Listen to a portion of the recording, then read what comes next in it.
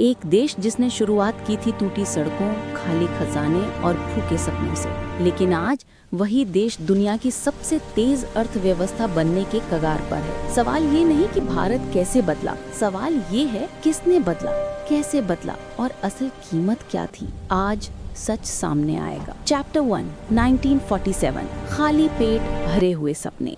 Voice over. आजादी के बाद भारत बस एक देश नहीं था, वो एक मरीज था, कमजोर, घायल, टूटा हुआ।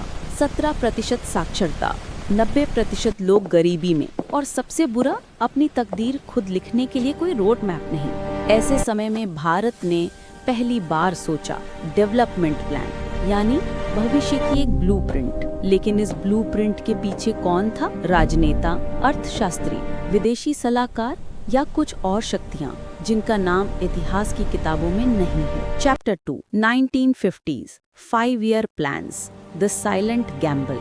Voice over. देश ने तय किया 5 साल योजनाएं। कागज पर ये देश को बचाने का तरीका था, लेकिन असल में ये एक जुआ था। अगर रिसोर्स कम पड़े तो प्लान फेल, और अगर प्लान फेल तो देश भूखा। पहला प्लान कृषि, दूसरा प्लान औद्योगिकीकरण, तीसरा मिश्रित अर्थव्यवस्था। लेकिन क्या ये सब भारत ने खुद चुना, या फिर दुनिया की 2 महाशक्तियों अमेरिका और सोवियत संघ ने भारत को एक शांत युद्ध का मैदान बना दिया था? Chapter 3, the dark side of planning commission.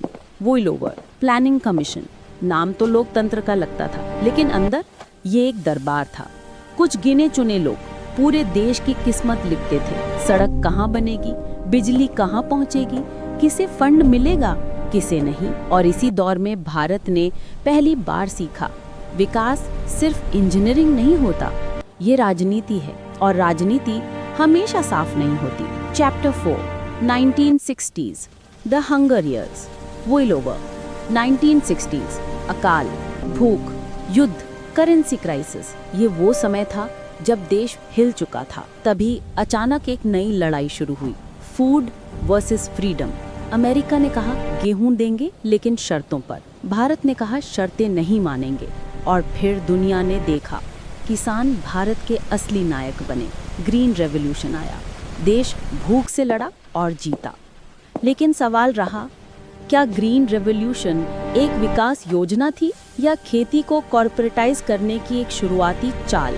Chapter 5, 1970 to 1990, democracy versus development. Voice over. 70s और 80s, भारत विकास और शक्ति के बीच फंस गया। नए बैंक, नई सड़कें, नई कंपनियां, लेकिन साथ ही आपातकाल, भ्रष्टाचार, सरकारी लाल फीताशाही, और एक ऐसे सिस्टम जो बदलना तो चाहती थी लेकिन खुद में फंसी हुई थी। यही वो दौर था जब भारत ने पहली बार सोचा, क्या विकास सिर्फ कागज पर हो रहा है, ग्राउंड पर नहीं? Chapter 6, 1991, the collapse India never talks about. Voice over. 1991, Bharat कंगाल, विदेशी मुद्रा सिर्फ 13 दिन की बची थी, तेल खरीदने के भी पैसे नहीं। और फिर देश का भाग्य बदल गया। भारत ने दरवाजे खोले, वैश्वीकरण, निजीकरण, उदारीकरण। लेकिन असली सवाल किसी ने नहीं पूछा, ये बदलाव भारत की मजबूरी थी या ये पहले से तय था? किसने तय किया? क्यों? क्योंकि 1991 में एक फाइल खोली गई थी जिसका कंटेंट आज भी पूरी तरह सार्वजनिक नहीं है। Chapter 7, 2000s, the technology awakening. Voice over. 2000 के बाद भारत तेज दौड़ा। IT revolution, mobile phone, internet. दुनिया ने कहा भारत उभर रहा है, लेकिन किसी ने ये नहीं बताया इस उभरने की कीमत चुकाई किसने। लाखों छोटे व्यवसाय बंद हुए, मध्यम वर्ग क्रेडिट पर निर्भर हुआ, किसान कर्ज में दबे, और शहर गांवों को निगलने लगे। विकास सभी के लिए नहीं था, किसी के लिए वरदान, किसी के लिए बोझ। Chapter 8, 2014 to now, the great transformation. Voice over. नया दौर, नए सपने और एक नया model. Digital India, make in India, GST, infrastructure boom, तेजी से बढ़ती वैश्विक शक्ति, सड़कें, एयरपोर्ट, हाईवे, मेट्रो। देश चमकने लगा, लेकिन अंधेरा अभी खत्म नहीं हुआ था, क्योंकि विकास जितना तेज होता है उसके पीछे उतने ही गहरे सवाल छुपते हैं। कौन तय करता है कि विकास कहाँ जाएगा, किसे मिलेगी तरक्की और किससे छीनी जाएगी?